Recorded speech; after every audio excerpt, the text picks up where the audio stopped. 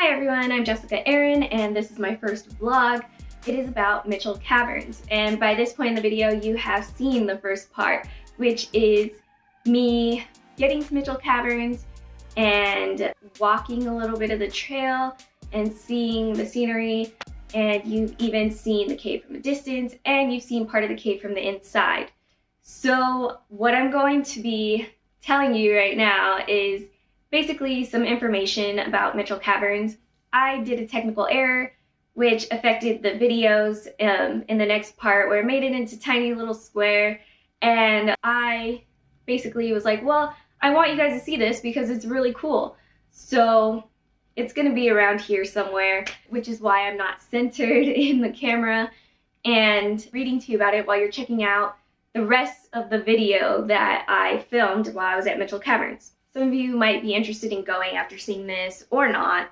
I will have the website linked down below in the description box just in case you want to check it out. So I'm just going to be reading stuff from my phone, some basic information.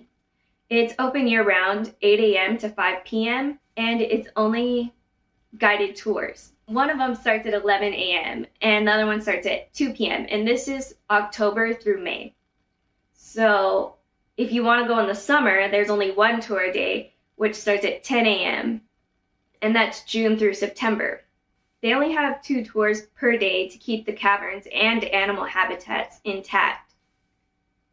To get a guided tour, you have to make reservations, and you have to call on a Monday. That is the only time they will answer your phone call, Monday.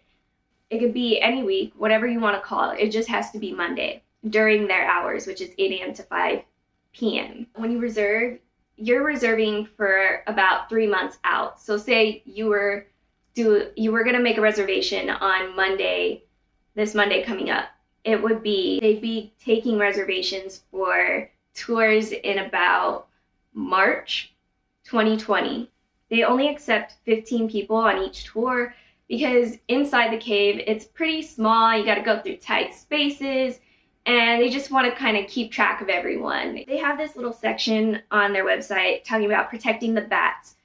There's this thing called white nose syndrome, which is a fungus that is deadly to bats but is harmless to people. So if you've been in any cave or a mine or lava tubes in the last 10 years with the clothes and shoes you are going to wear to Mitchell Caverns, then the park staff is going to give you hydrogen peroxide wipes to decontaminate your clothes and your shoes, just so that they can keep those bats safe. They don't want them dying off. Or you could just be sure to wear different clothes and shoes than what you've worn in the past 10 years to other caves, mines, or lava tubes.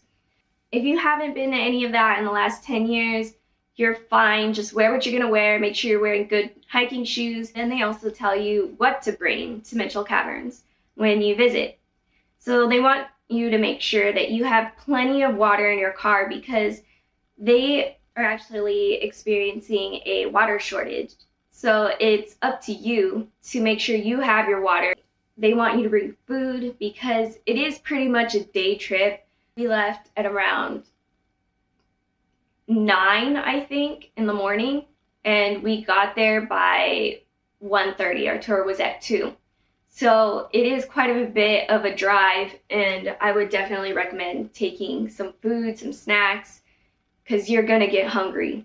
Bring sunscreen depending on when you're going, a map, because cell phone coverage is spotty and sometimes non-existent, and that is true. They do not have Wi-Fi, so if you're going here, you're not gonna get connection until you get back on the freeway and you're driving away from it.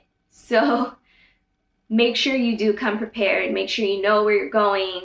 They want you to dress appropriately, so bring layers of clothing.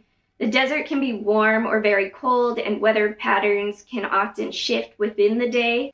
And they also really want you to wear closed-toed shoes. Fill your car's gas tank. The nearest town is 56 miles away. The nearest fuel station is 24 miles away. Watch out for snakes, scorpions, spiders, and other animals. Pack a first aid kit just in case. So some more information about the caverns.